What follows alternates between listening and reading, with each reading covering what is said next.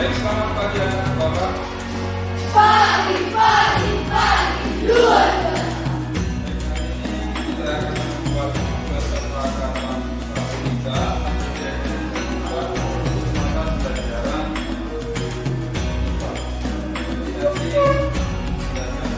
bagian memberikan tanggapan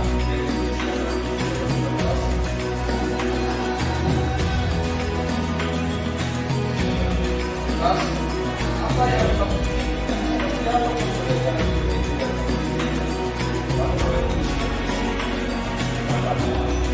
pengalaman harapan seperti apa? Misalnya, Pak, tadi kan dituliskan di situ pelajarannya di dalam kelas, yang sekarang bukan harapan, kan? Boleh seperti ini. Ya, paham? Siap, paham. Siap, paham.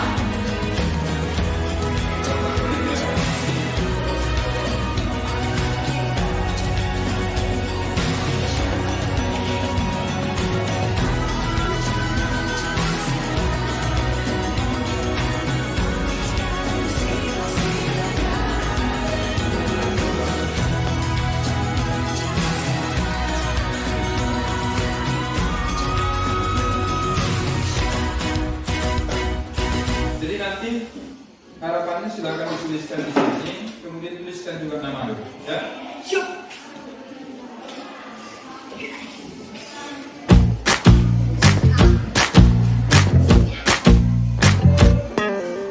Kita bisa bersama mengubah dunia. Percaya pada diri demi cita-cita.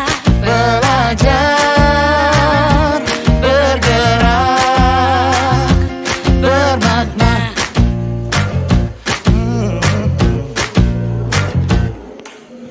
Aku bisa belajar dari ilmumu. Oh, kamu bisa belajar dari yang ku tahu. Belajar, bergerak, bermakna. Yeah. Semua murid, semua guru, semua murid, semua guru, semua murid, semua guru, semua murid, semua guru, semua murid, semua guru, semua murid, semua guru. Meski berbagai budaya, berbagai usia, dan ingatlah bahwa kita insan yang merdeka. Belajar, bergerak, bermakna.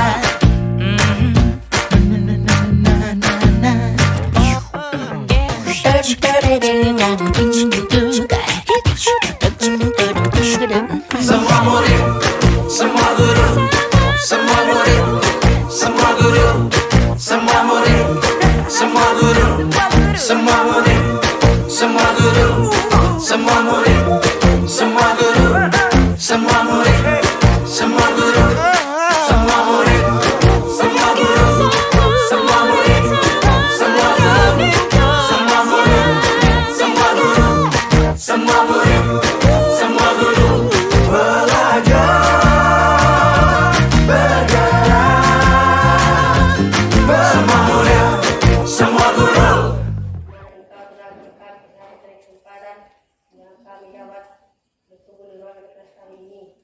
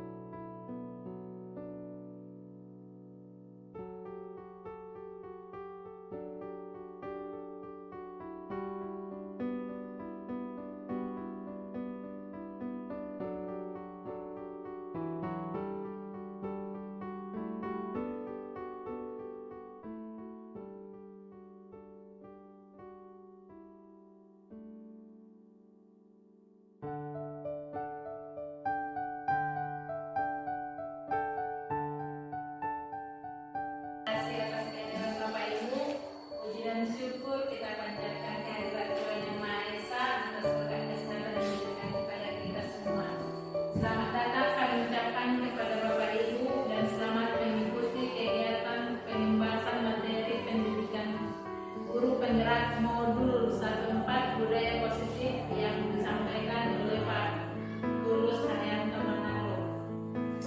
Namun sebelumnya kita dengarkan terlebih dahulu arahan dan bimbingan dari Bapak Kepala Sekolah. Waktu dan tempat kami persilakan.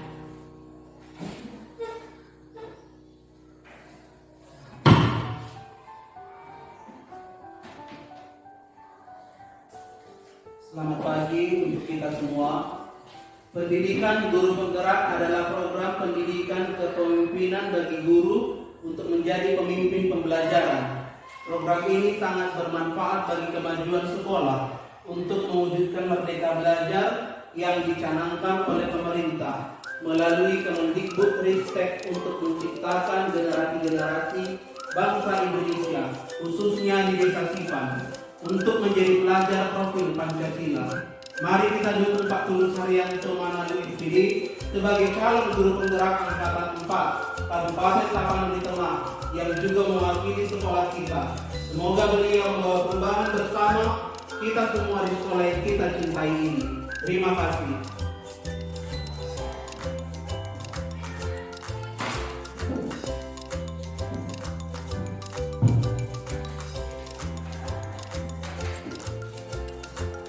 Terima kasih kepada Bapak Kepala Sekolah. Selanjutnya pemaparan materi oleh Bapak Tulus Haryanto Manado. Waktu dan tempat kami persilakan.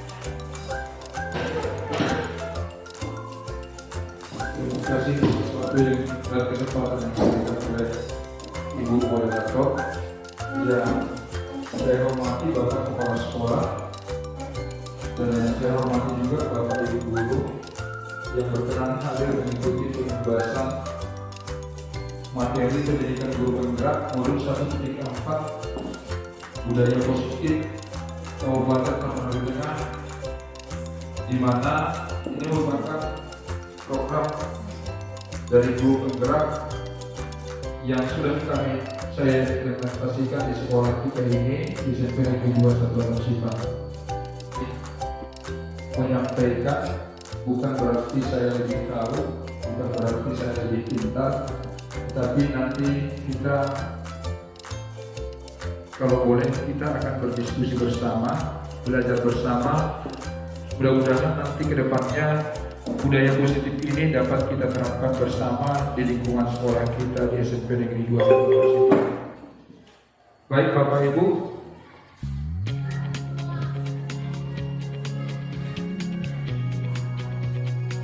bagaimana kita mewujudkan budaya positif di lingkungan sekolah kita di SMP Negeri 2 Satuan Sipan ini? Ada beberapa materi nanti yang akan kita belajar bersama. Yang pertama adalah perubahan paradigma belajar, yang kedua disiplin positif, yang ketiga motivasi perilaku manusia, yang keempat keyakinan kelas, yang selanjutnya pemenuhan kebutuhan dasar, kemudian selanjutnya kita juga nanti akan belajar bersama tentang 5 posisi kontrol guru. Yang terakhir segitiga institusi atau institusi. Terlebih dahulu apa itu pendidikan guru penggerak, seperti halnya yang tadi sudah dipaparkan oleh Bapak Kepala Sekolah, bahwa pendidikan guru penggerak itu bertujuan untuk menciptakan generasi-generasi di masa mendatang yang merdeka belajar. Artinya ini nanti akan mewujudkan semangat merdeka belajar untuk membentuk pada para generasi-generasi yang kita didik di masa yang akan datang memiliki karakter profil pelajar Pancasila. Nah, tentu ini tidak lepas dari filosofis pendidikan di Hajar Dewantara, di mana beliau menjelaskan tujuan pendidikan itu adalah tempat persediaan jenis-jenis kebudayaan. Ya, Hajar Dewantara menjelaskan bahwa pendidikan itu merupakan tempat persediaan jenis-jenis kebudayaan atau tempat terbentuknya para generasi-generasi yang berakhlak atau memiliki korupsi pada Pancasila, sehingga dapat menjadi manusia yang bertanggung jawab untuk dirinya sendiri, kemudian dapat mencapai kebahagiaan yang setinggi-tingginya, baik sebagai individu maupun sebagai anggota masyarakat. Itulah harapan dari filosofis pendidikan Jaya Dewantara yang berkorelasi juga dengan tujuan pendidikan nasional kita saat ini yang didukung oleh semangat Merdeka Belajar yang dicanangkan oleh pemerintah melalui Kemendikbud. Yang harus kita lakukan adalah perubahan paradigma belajar. Perubahan paradigma belajar ini adalah kita harus beralih dari stimulus respon menjadi dorongan kontrol. Sekolah perlu menyediakan lingkungan yang positif, aman, nyaman agar murid mampu berpikir, bertindak dan mencipta dengan merdeka, mandiri dan bertanggung jawab.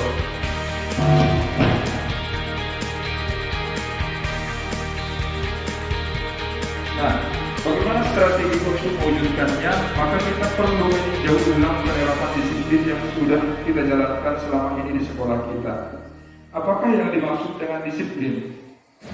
Nah, banyak mungkin orang berpendapat kalau disiplin itu adalah aturan. Disiplin itu identik dengan adanya hukuman. Kita akan memahami hal yang berbeda, sangat berbeda dengan disiplin positif yang akan kita terapkan di sekolah kita. Nah, inilah perbedaan stimulus respon dengan teori kontrol. Jadi stimulus respon itu, ini kita lihat perbedaannya tentang perbedaan stimulus respon dengan teori kontrol pada pandangan terhadap dunia. Yang pertama, untuk stimulus respon, realitas atau kebutuhan kita sama. Jadi stimulus respon menganggap bahwa kebutuhan setiap orang itu sama. Sementara menurut teori kontrol yang dikemukakan oleh dosen, ini realitasnya bahwa kebutuhan kita itu, kebutuhan setiap orang itu berbeda-beda. Kemudian semua orang untuk stimulus respon, dia merasa bahwa semua orang melihat hal yang sama. Sementara untuk teori kontrol, setiap orang memiliki gambaran yang berbeda-beda. Nah, ini berbeda dengan teori kontrol, di mana teori kontrol itu kita berusaha memahami pandangan orang lain, pandangan orang lain tentang dunia. Kemudian perbedaan berikutnya adalah perilaku buruk dilihat sebagai suatu kesalahan. Itu kalau stimulus respon. Sedangkan pada teori kontrol, semua perilaku itu memiliki tujuan. Baik itu perilaku yang positif maupun yang negatif yang dilakukan oleh peserta didik kita atau murid-murid kita, itu pasti ada tujuan mengapa mereka bisa melakukan perilaku tersebut. Kemudian orang lain bisa mengontrol saya, itu kalau pandangan stimulus respon. Sedangkan teori kontrol, hanya Anda yang bisa mengontrol diri Anda. Kemudian perbedaan selanjutnya, saya bisa mengontrol orang lain. Kemudian kalau dia teori kontrol, Anda tidak bisa mengontrol orang lain. Kemudian perbedaan selanjutnya adalah pemaksaan ada pada saat tunjukkan gagal. Nah, sedangkan pada teori kontrol, kolaborasi dan konsensus menciptakan pilihan-pilihan baru. Kemudian model berpikirnya menang kalah kalau dia menggunakan stimulus respon. Sedangkan kalau teori kontrol, dia model berpikirnya adalah menang-menang. Nanti bagaimana aplikasinya di dalam menerapkan budaya positif dapat kita lihat pada penjelasan selanjutnya. Nah, apa yang dimaksud dengan disiplin? Kita sering mengartikan disiplin itu dengan mengaitkannya dengan kontrol guru dalam menghadapi murid. Jadi disiplin itu biasanya dianggap sebagai bentuk penguasaan guru terhadap murid. Murid itu mau dijadikan seperti apa? Maka dibuatlah disiplin. Itu kalau pandangan yang umum kita dengar. Meluruskan miskonsepsi tentang kontrol guru terhadap murid, di mana sebelumnya mungkin kita menganggap bahwa guru itu mengontrol murid itu adalah hal yang harus dilakukan. Sementara menurut William Glasser itu adalah bentuk kontrol yang sudah tidak tepat. Kemudian ilusi bahwa semua penguatan positif, efektif dan bermanfaat. Jadi mungkin dulunya kita beranggapan bahwa ketika kita memberikan reward, kemudian hadiah kepada murid kita ketika dia berperilaku positif, itu merupakan penguatan positif dan efektif serta bermanfaat. Namun itu hanyalah pandangan yang salah. Kemudian ilusi bahwa kritik dan membuat orang merasa bersalah dapat melemahkan karakter. Jadi mungkin ketika anak kita melakukan kesalahan, misalnya dia datang terlambat, jadi bisa saja misalnya guru berkata, misalnya guru mengatakan kepada si anak ini, kamu mengapa terlambat? Kamu tidak memikirkan orang tua kamu. Nah, ini kita membuat di situ murid tersebut merasa bersalah atas kesalahan yang dia lakukan, atas perilaku yang dilakukan, sehingga itu merupakan miskonsepsi tentang kontrol guru terhadap murid tersebut. Kemudian ilusi berikutnya adalah bahwa orang dewasa memiliki hak untuk memaksa. Nah, ini sering mungkin kita lakukan terhadap murid-murid kita, bahwa kita menganggap kita sebagai orang tuanya, kita menerapkan disiplin dalam bentuk apapun terhadap murid-murid kita, tanpa memandang apakah murid tersebut bersedia melakukan apa yang kita suruh atau tidak. Bagaimana cara membuat murid disiplin? Siapakah yang bisa mendisiplinkan murid? Kalau pertanyaan ini menjadi kepada kita, kira-kira apa jawaban Bapak? Bagaimana cara membuat murid menjadi disiplin? Ada yang Bapak Ibu yang ingin memberikan tanggapan?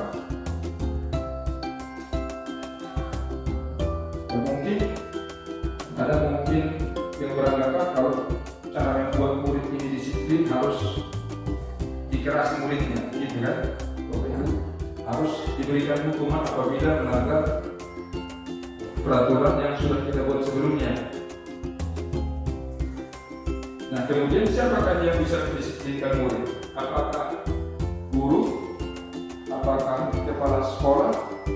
Atau apakah Bapak Ibu wali kelas? Nah, maka untuk lebih memahami ini, apa sebenarnya disiplin positif itu, maka kita lanjutkan ke slide berikutnya.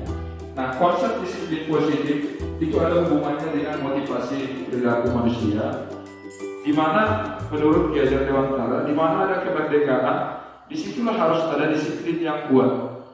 Sungguh pun disiplin itu bersifat self-discipline, yaitu kita sendiri yang mewajibkan kita dengan sekeras-kerasnya, tetapi itu sama saja, sebab jikalau kita tidak cakap melakukan self-disiplin, wajiblah penguasa lain mendisiplinkan kita, dan peraturan demikian itulah harus ada di dalam suasana yang merdeka. Jadi Bapak Ibu, konsep disiplin positif di sini maksudnya itu ada hubungannya dengan merdeka. Ketika anak-anak kita terapkan disiplin, dalam hal ini dia tidak merasa merdeka, maka disiplin yang kita buat itu bukanlah disiplin yang positif.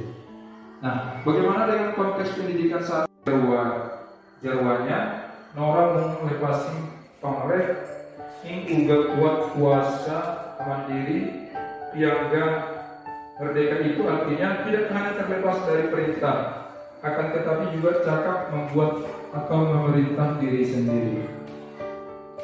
Nah, harapan kita adalah siswa kita nantinya memiliki semangat merdeka belajar.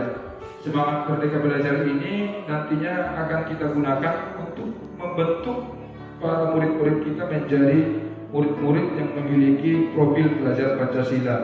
Profil Pancasila itu yang pertama beriman, bertakwa kepada Tuhan Yang Maha Esa dan berakhlak mulia, kemudian memiliki karakter mandiri, kemudian bernalar kritis, kemudian berkebinekaan global, kemudian bergotong royong dan kreatif.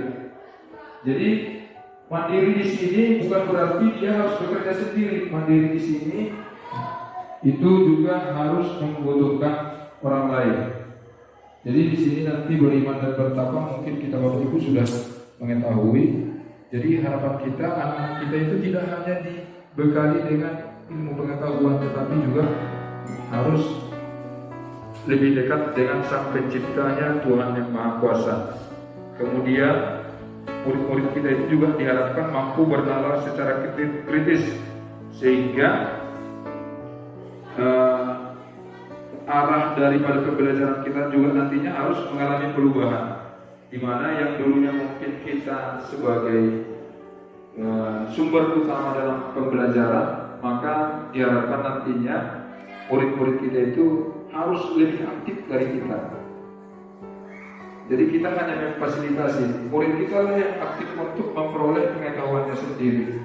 Barangkali ini mungkin di dalam benak kita pasti sangat sulit,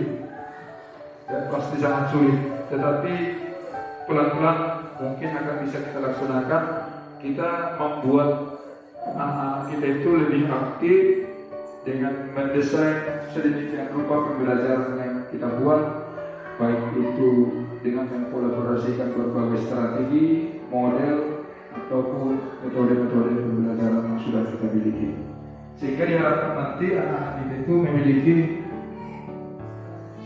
karakter profil belajar Pancasila dengan semangat merdeka belajar yang kita terapkan tadi, yang dimiliki oleh guru penggerak. Guru penggerak itu memiliki nilai mandiri, berpihak pada murid, kemudian inovatif, kolaboratif, dan reflektif.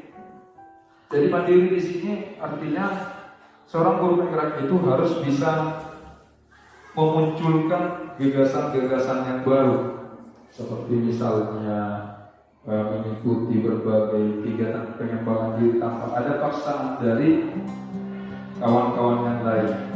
Kemudian seorang guru penggerak itu juga harus berpihak pada murid.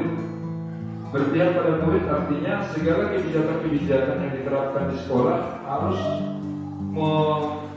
berfokus atau beracuan atau berpedoman pada murid. Kemudian seorang guru penggerak itu juga harus inovatif, kolaboratif. Kolaboratif di sini artinya kita seorang guru penggerak itu harus bekerja sama dengan bapak ibu guru yang lain. Kemudian reflektif, jadi nanti suatu saat saya juga akan meminta tanggapan atau umpan balik dari kawan-kawan yang lain, kawan-kawan semua, tentang kegiatan-kegiatan yang sudah saya lakukan. Jadi bapak ibu bisa nanti memberikan umpan balik positif kepada saya, masukan-masukan atau kritik-kritik yang membangun, sehingga nilai dan peran guru penggerak ini nantinya dapat dilaksanakan dengan sebaik-baiknya. Nah, untuk perannya adalah menjadi pemimpin pembelajaran sesuai dengan harapan tadi yang sudah ditentukan oleh kepala sekolah, kemudian mewujudkan kepemimpinan murid, kemudian mendorong kolaborasi, kemudian menjadi coach bagi guru lain, kemudian menggerakkan komunitas praktisi. Itulah peran dari guru penggerak. Jeruannya orang berprestasi konkret itu berbuat kuasa mandiri yang merdeka. Itu artinya tidak hanya terbebas dari perintah, akan tetapi juga cakap membuat atau memerintah diri sendiri. Nah, harapan kita adalah siswa kita nantinya memiliki semangat merdeka belajar. Semangat merdeka belajar ini nantinya akan kita gunakan untuk membentuk para murid-murid kita menjadi murid-murid yang memiliki profil belajar Pancasila. Profil Pancasila itu yang pertama beriman, bertakwa kepada Tuhan Yang Maha Esa dan berakhlak mulia, kemudian memiliki karakter mandiri, kemudian bernalar kritis, kemudian berkebinekaan global, kemudian bergotong royong dan kreatif. Jadi Mandiri di sini bukan berarti dia harus bekerja sendiri. Mandiri di sini itu juga harus membutuhkan orang lain. Jadi di sini nanti beriman dan bertakwa mungkin kita Bapak Ibu sudah mengetahui. Jadi harapan kita anak kita itu tidak hanya dibekali dengan ilmu pengetahuan, tetapi juga harus lebih dekat dengan Sang Penciptanya, Tuhan yang Maha Kuasa. Kemudian murid-murid kita itu juga diharapkan mampu bernalar secara kritis, sehingga arah daripada pembelajaran kita juga nantinya harus mengalami perubahan, di mana yang dulunya mungkin kita sebagai sumber utama dalam pembelajaran, maka diharapkan nantinya murid-murid kita itu harus lebih aktif dari kita. Jadi kita hanya memfasilitasi, murid kita yang aktif untuk memperoleh pengetahuannya sendiri. Barangkali mungkin di dalam benak kita pasti sangat sulit, tetapi pelan-pelan mungkin akan bisa kita laksanakan. Kita membuat anak kita itu lebih aktif dengan mendesain sedikitnya rupa pembelajaran yang kita buat, baik itu dengan mengkolaborasikan berbagai strategi, model, ataupun metode-metode pembelajaran yang sudah kita miliki. Sehingga diharapkan nanti anak-anak itu memiliki karakter profil belajar Pancasila dengan semangat merdeka belajar yang kita terapkan hari. Atau tujuannya adalah membuat murid merdeka. Merdeka dalam artian bebas berpikir, bebas bertindak. Disinilah nanti fungsi kita sebagai guru dalam hal menuntut anak kita agar tidak menyimpang dari jalurnya, seperti semboyan yang dikemukakan oleh Ki Hajar Dewantara, ingat sosok Tulodo, Ingmadio Mangunkarso, Tuturi Handayani. Artinya guru itu di depan sebagai teladan, di tengah sebagai pembangun semangat, di belakang sebagai pendorong. Kemudian satu lagi filosofi pendidikan Ki Hajar Dewantara itu bahwa guru itu sama dengan tukang kebun atau petani. Jadi dia tidak bisa menjadikan padi atau tidak bisa menumbuhkan padi menjadi jagung. Bibit benih padi akan tetap tumbuh menjadi padi, dan benih jagung akan tetap tumbuh menjadi jagung. Itulah filosofi Ki Hajar Dewantara tentang guru. Jadi kita juga sama seperti itu Bapak Ibu. Di dalam kelas kita ada bermacam-macam karakter anak kita. Maka kita tidak bisa mengharapkan si A untuk menjadi seperti B, dan tidak bisa kita harapkan untuk tumbuh menjadi seperti si A. Maka kita harus memfasilitasi anak-anak kita ini agar dia tetap bertumbuh sama seperti padi. Kita harus tetap menjaga airnya terjaga, suplai oksigennya, suplai cahaya mataharinya terjaga, kemudian unsur hara lainnya juga terjaga sehingga nanti padi tersebut tumbuh dengan subur. Nah, bagaimana sedikit perbedaan antara hukuman, sanksi atau konsekuensi, atau berupa restitusi. Jadi setiap keyakinan kelas, kalau misalnya dulunya kita kan setiap menerapkan disiplin, apabila ada yang melanggar disiplin tersebut, maka sebagai dampak yang diterimanya terhadap pelanggaran disiplin tersebut adalah hukuman.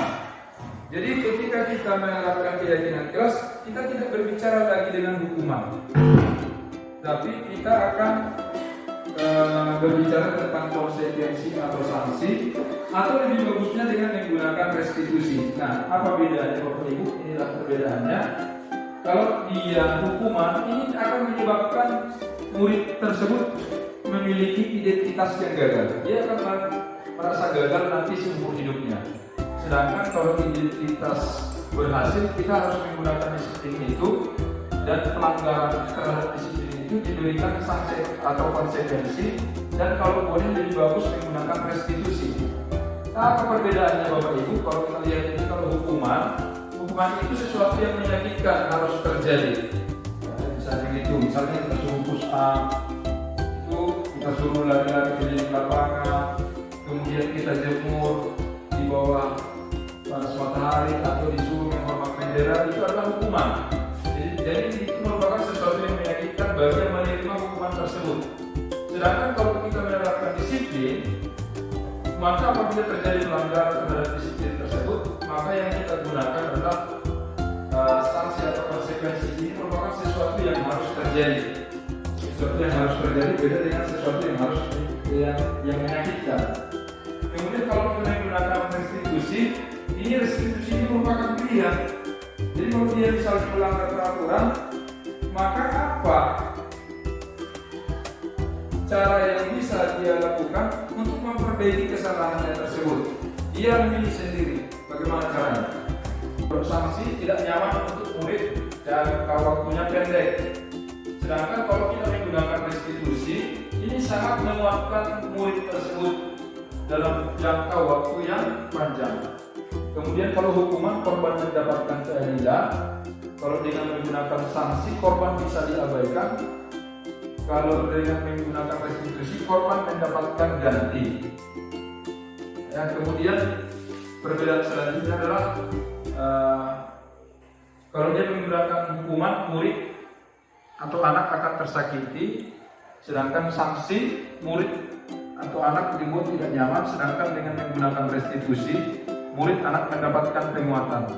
Kemudian kalau hukuman, perilaku pasif agresif meningkat, sedangkan penguatan hanya bertahan dalam jangka waktu yang pendek. Sedangkan ketika kita menggunakan restitusi, ini masalah dapat terpecahkan. Nah, kemudian dengan hukuman, sistem tidak akan berjalan bila murid tidak takut. Jadi di sini murid menjadi takut. Sedangkan dengan menggunakan sanksi memerlukan monitoring dan supervisi terus-menerus dari guru. Sedangkan menggunakan dengan restitusi, murid belajar bertanggung jawab untuk perilakunya. Jadi di sini nanti diharapkan murid memiliki sifat kemandirian, artinya dapat bertanggung jawab atas perilaku yang dia buat, baik itu positif maupun negatif.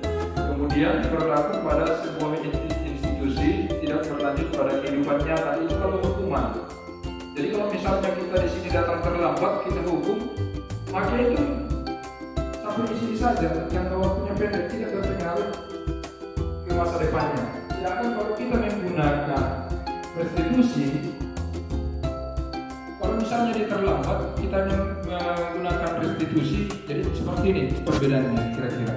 Kalau kita menggunakan hukuman, siswa terlambat, langsung kita suruh misalnya sapu halaman, kan gitu kan? Nah, kemudian kalau dia menggunakan restitusi, maka yang kita lakukan adalah menanyakan terlebih dahulu alasan kenapa si anak terlambat.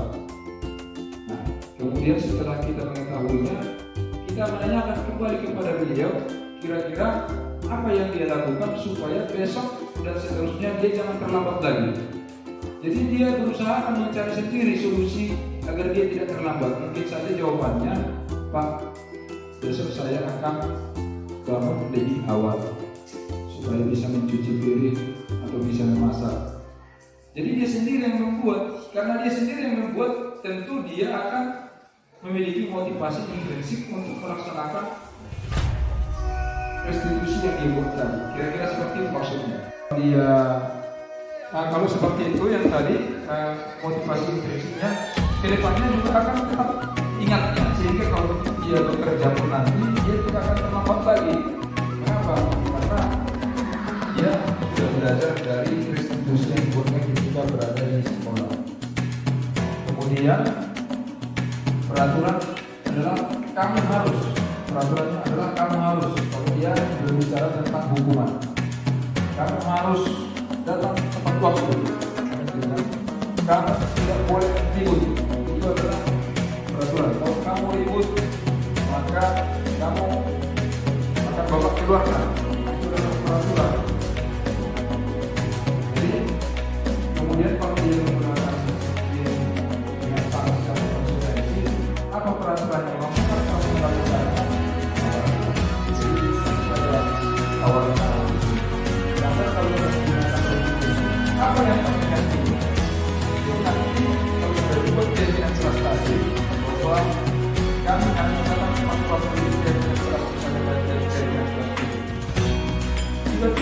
esok harinya atau minggu depannya ada suatu masalah, maka yang kita sebagai guru akan menjadi dalam pertanyaannya akan mengetahui apa yang kau harus ini, apa yang dalam sekolah, apa yang dalam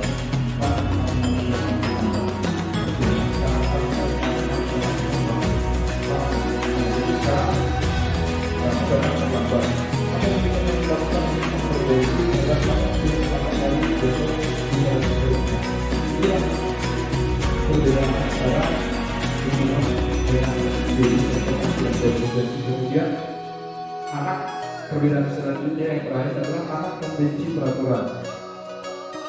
Kalau dia menggunakan sanksi, murid itu anak menghormati peraturan. Kemudian kalau dia menggunakan sanksi, anak itu menghormati dirinya dan orang lain. Kemudian hubungan itu harus terjadi. Misalnya, kalau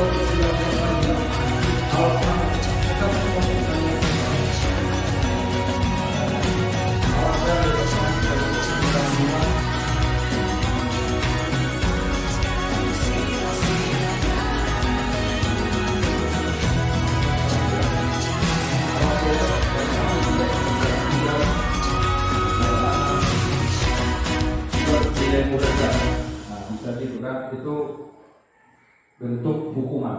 Kemudian kalau dia konsekuensi ini bersifat jadi netralnya, lakukan apa yang saya katakan. Nah, mungkin kita sering mengatakan itu di dalam kelas. Lakukan seperti apa yang Bapak bilang. Kerjakan halaman sekian sampai halaman sekian.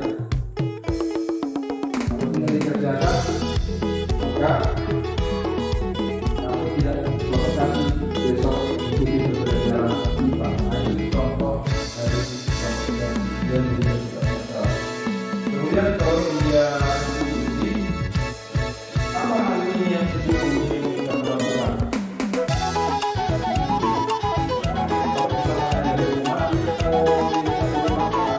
Kalau dia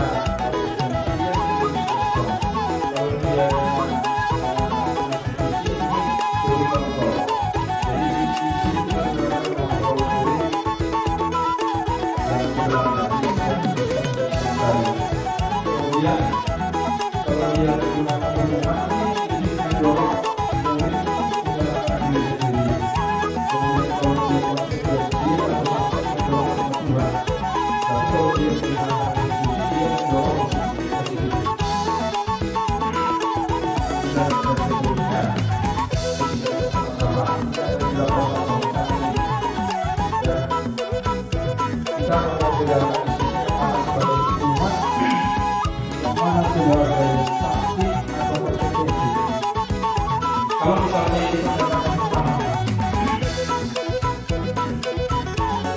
misalnya ada kulit terlambat, jadi kulit terlambat ini kita tuh kamu dapat 100 kali di dalam minggu dan saya tidak dapat dari sekolah.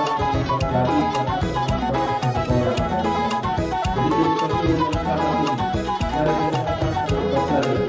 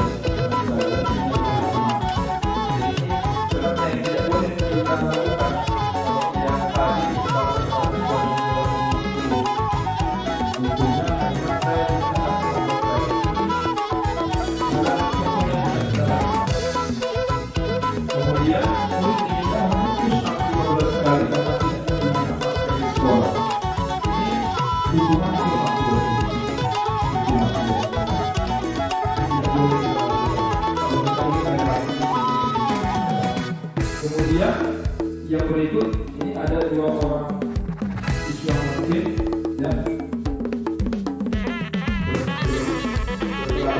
kelas, kemudian murid yang satu bukunya dicor-cor kemudian murid yang dicor-cor itu diminta dengan kelas tugas temannya yang telah dicor-cor ini sampai hukuman.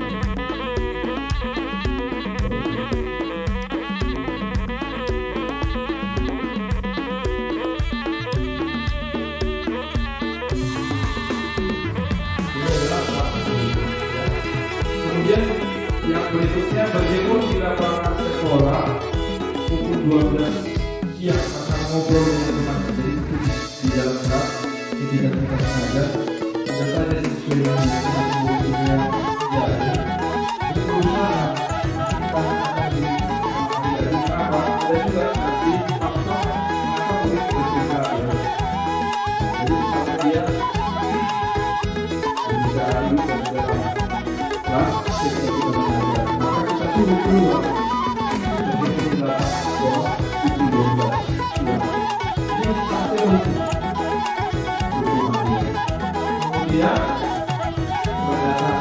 murid ini karena kita menggunakan kemampuan kita misalnya di sekolah kita dan di sisi kedua bahwa sebagai suatu waktu tetapi pada satu langkah kita menggunakan kemampuan kita pada satu langkah itu maka dia disuruh waktunya lalu disuruh mengerjakan ini semua pengaruh yang harus dilakukan ini sampai hukum.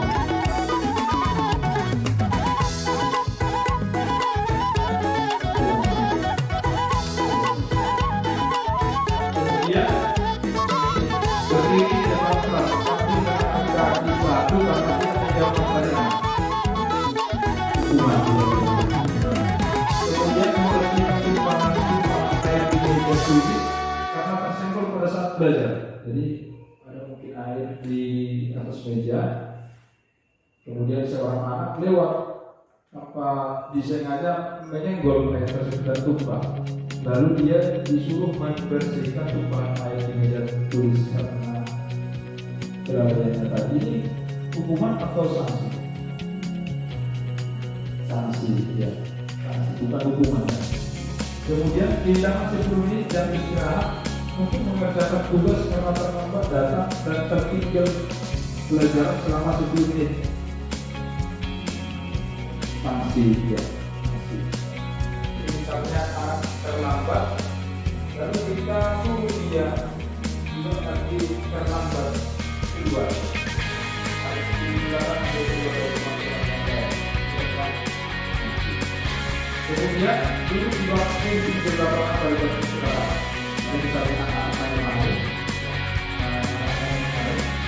kemudian terjadi kecelakaan lalu anak yang menyebabkan kecelakaan ini kita tulis di waktu di beberapa anak pada jam istirahat tidak memberikan bermain oleh diri karena ini cedera itu temannya saat bermain di lapangan. Ini sanksi atau hukuman? Sanksi, ya. Kemudian dalam ya kalau seperti itu yang tadi motivasi prinsipnya kedepannya juga akan tetap ingatnya sehingga kalau dia bekerja pun nanti dia tidak akan terlambat lagi. Kenapa? Karena dia sudah belajar dari institusi yang membuatnya juga berada di sekolah.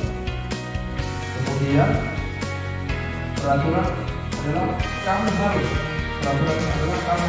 kemudian berbicara tentang hubungan. Kamu harus datang tepat waktu. Kamu tidak boleh libur. Itu adalah peraturan. Kalau kamu libur, maka kamu akan bapak keluarkan. Itu adalah peraturan.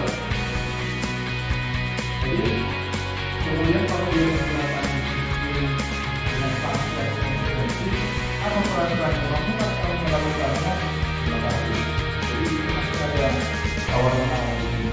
Sedangkan kalau menggunakan restitusi apa yang kami yakini? Jadi nanti kalau sudah dibuat keyakinan kelas tadi bahwa kami harus datang ke waktu ini keyakinan kelas misalnya keyakinan kelas ini. Tiba-tiba besok harinya atau minggu depannya ada murid yang terlambat, maka yang kita sebagai guru akan dari dalamnya akan kembali. Apa keyakinan kelas mereka?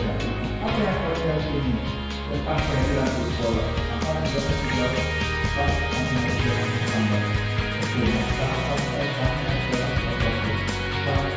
jadi sekarang kami datang terlambat. Apa yang bisa kami lakukan untuk memperbaiki agar kami tidak terlambat lagi besok mulai sebelumnya? Itulah perbedaan antara hubungan dengan jadi sesuatu kemudian anak perbedaan selanjutnya yang terakhir adalah anak memiliki peraturan. Dari yang digunakan sanksi, murid atau anak menghormati peraturan. Kemudian kalau dia menggunakan itu akan lebih menghormati dirinya dan orang lain. Maka ada 15 kebutuhan dasar manusia.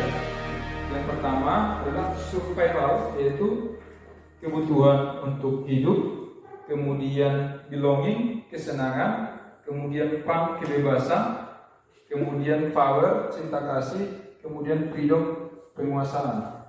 Jadi Bapak Ibu, setiap anak itu berperilaku didasari oleh kebutuhannya ini. Didasari oleh kebutuhan 5 kebutuhan dasar ini. Misalnya ada seperti ini. Ada seorang anak mengganggu temannya di dalam kelas. Nah, ketika ditegur oleh guru, misalnya gurunya, kenapa datang ke kelas saya? Kamu kenapa mengganggu si A? Gitu tidak? Kenapa mengganggu si A? Jawabannya, saya senang mengganggunya karena dia misalnya bernangis lucu. Nah, ini apa yang kita inginkan oleh anak? Kesenangan. Jadi dia mengganggu atas ada kebutuhan dasar yang ingin kesenangan. Ada juga seperti ini. Misalnya si anak mengambil makanan kawannya, jadi makanan kawannya dan si anak yang jadi makanan kawannya ini nangis, tidak mau bertanya kepada guru, cuma dia beli makanan apa lalu kita tidak bisa mengambil makanan kawannya. Lalu dia balas kembali. Dan ketika ditanya oleh guru, kenapa kamu balas? Dia duluan banget saja. Dia duluan kenapa mengganggu saya? Maka kebutuhan apa yang ingin ini oleh anak yang membalas saya? Kebutuhan kekuasaan. Nah, jadi untuk lebih memahami tentang kebutuhan dasar manusia, maka ada 5 posisi kontrol guru yang diperkenalkan oleh Dian Gosen dalam bukunya Restitution Restoring School Discipline tahun 1998. Nah, posisi guru itu, posisi seorang guru yang pertama itu adalah sebagai pembimbing. Nanti bisa kita lihat kita berada di mana Bapak Ibu. Kemudian membuat orang merasa bersalah. Kemudian yang kedua adalah posisi sebagai teman. Yang keempat adalah posisi mentor atau pemantau. Nah, kemudian yang kelima adalah posisi manajer. Posisi pembuku ini seseorang pemimpin hukum bisa menggunakan hukuman fisik atau verbal, misalnya hukuman fisik atau dengan kata-kata. Kamu selalu saja salah. Hukuman juga. Guru seperti itu adalah tipe guru penghukum. Wakil setelah saya, kamu awas. Kalau kamu itu kamu, itu adalah tipe guru penghukum. Atau misalnya guru mengucapkan seperti ini, selalu, pasti selalu yang terakhir selesai. Misalnya ujian, ada anak yang selalu belakangan selesai, maka kita mengatakan selalu saja, pasti selalu yang terakhir yang selesai.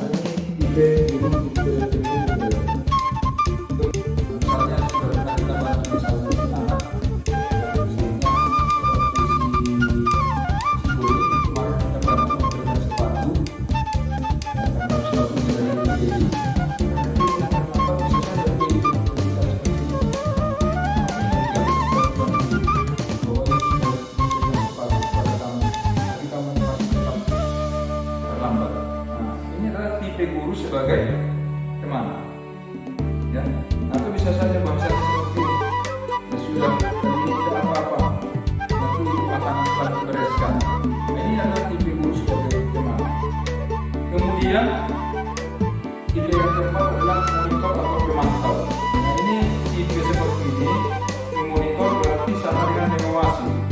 Pada saat kita mengawasi, kita bertanggung jawab atas perilaku orang-orang yang kita awasi. Posisi pemantau berdasarkan pada peraturan dan konsekuensi. Dengan menggunakan sanksi atau konsekuensi, kita dapat memisahkan hubungan pribadi kita dengan murid. Sebagai seseorang yang menjalankan posisi pemantau, pertanyaan-pertanyaan yang mungkin diajukan ketika posisi kita sebagai monitor atau pemantau seperti ini. Pertanyaannya apa? Pertanyaannya apa? Atau misalnya gini, apa yang telah kamu lakukan?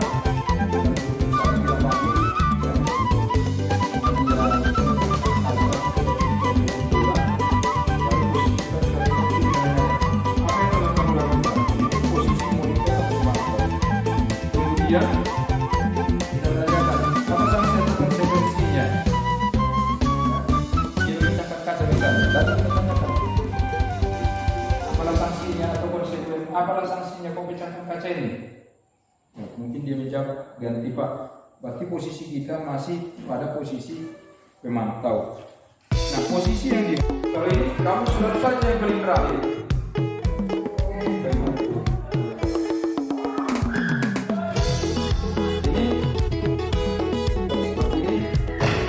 Ingat bukan apa yang telah saya lakukan untuk kamu. Ini posisi apa yang saya lakukan? Ingat bukan apa yang telah saya lakukan untuk kamu. Ya, ini sudah membuat dia merasa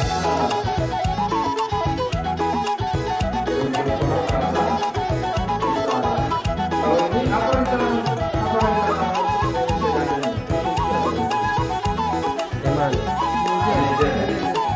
jadi kalau ada seperti ini, kita diberikan pilihan kepada murid, maka kita sebenarnya sudah mengambil posisi belajar.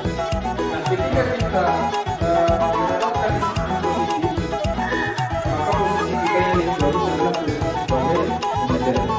Nah, bagaimana cara kita untuk tentu saja dalam rangka misalnya kita membuat biaya jelas, tetap ada juga pelanggaran terhadap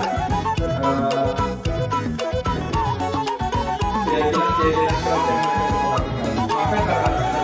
Maka ketika kita menjadi seorang manajer, maka kita harus menerapkan tiga prinsip atau restitution manager. Restitusi itu adalah proses menciptakan kondisi bagi murid untuk memperbaiki kesalahan mereka sehingga mereka bisa kembali ke kelompok mereka dengan karakter yang lebih kuat.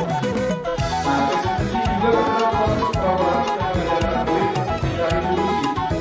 Ketika kita menggunakan restitusi ini, maka kita mengajarkan kepada murid kita untuk mencari solusi untuk masalah dan membantu murid berpikir apa yang mereka inginkan dan bagaimana kemudian harus memperbaiki orang lain. Restitusi bukan menebus kesalahan, bahwa restitusi itu dilaksanakan bukan untuk menebus kesalahan, namun untuk belajar dari kesalahan. Misalnya, murid terlambat, maka ketika kita melakukan restitusi, kita tanyakan apa yang bisa kita lakukan agar kamu menjadi terlambat. Ini kan kita mengajarkan kepada dia supaya dia bisa mencari solusi masalah yang dia hadapi. Jadi dia akan belajar dari kesalahan ini. Kemudian restitusi itu akan memperbaiki hubungan. Kalau ada kesalahan secara hukum, maka bisa saja dia minta pengadilan kepada kita. Itu betul. Jadi